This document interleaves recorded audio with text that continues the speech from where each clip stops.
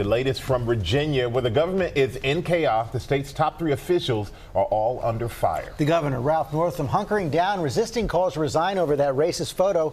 His lieutenant governor, the next in line, facing a sexual assault allegation that he vehemently denies.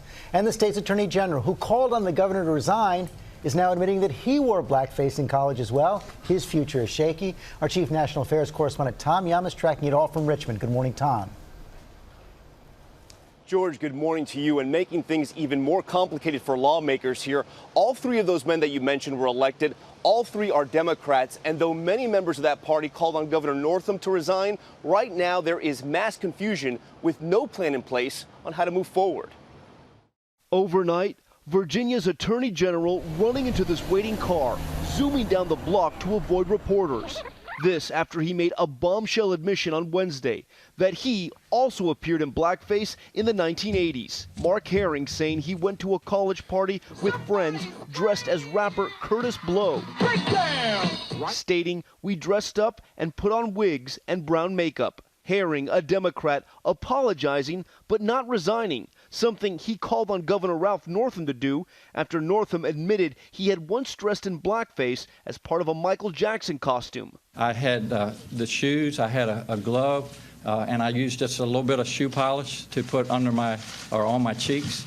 All of this as a woman has now come forward to accuse the Lieutenant Governor of Virginia, Justin Fairfax, also a Democrat, of sexual assault. Dr. Vanessa Tyson, a political science professor at Scripps College, saying Fairfax sexually assaulted her in a hotel room during the Democratic National Convention in 2004. Tyson says she was crying during the incident. The lieutenant governor has denied the accusation, saying the encounter was consensual, initially saying this. This is one of the most blatant examples of a smear that I think you can see with something that's completely uncorroborated. As I said before, the reason it's uncorroborated is because it's not true. But later, Fairfax changing his tone with a new statement, saying, "I wish her no harm or humiliation, but I cannot agree with a description of events that I know is not true." And now some are worried about what's going to come out next. Virginia already facing a collision of scandals at the highest levels. I'm shocked and incredibly disappointed. This has been an awful week for Virginia.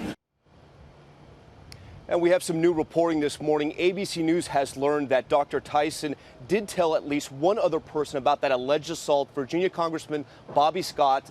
Aides to Bobby Scott tell us that he was informed about this alleged assault about a year ago. Now, if all 3 men resign, the 3 men that are mired in scandals right now, then the Republican who is the House Speaker would be the next in line to take over this state. George? And Tom, that's why they're so reluctant to resign right now, but the pressure is building. In the meantime, the state government basically paralyzed.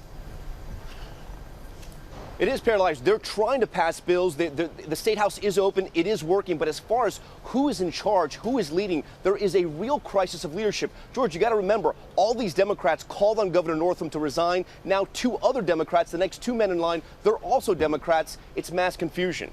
It certainly is. Tom Yamas, thanks very much. And as we just heard, awful week for Virginia. Wow. Hi, everyone. George Stephanopoulos here. Thanks for checking out the ABC News YouTube channel. If you'd like to get more videos, show highlights, and watch live event coverage, click on the right over here to subscribe to our channel. And don't forget to download the ABC News app for breaking news alerts. Thanks for watching.